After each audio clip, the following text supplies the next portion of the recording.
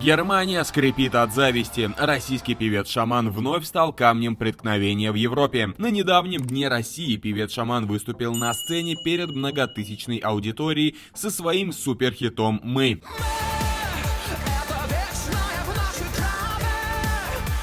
Люди ждали его номер с нетерпением, но певец-шаман сделал то, чего от него явно никто не ждал. Он впервые спел дуэтом с малоизвестной группой «Собор», чем вызвал шквал эмоций в сети.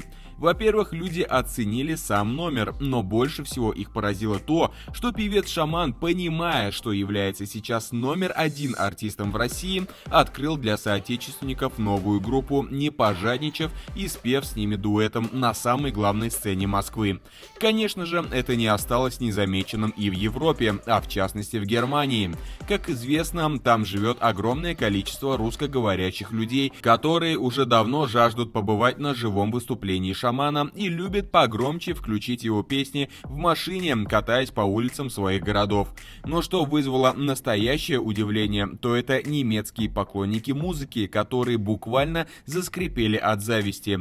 За последние 10 лет у нас не появилось ни одного музыканта, о котором бы заговорили во всем мире и на чьи песни было бы столько реакций в Ютубе, пишут немецкие пользователи сети. Также в Германии отметили, что певец-шаман в очередной раз сделал то, что до него делали единицы мировых артистов.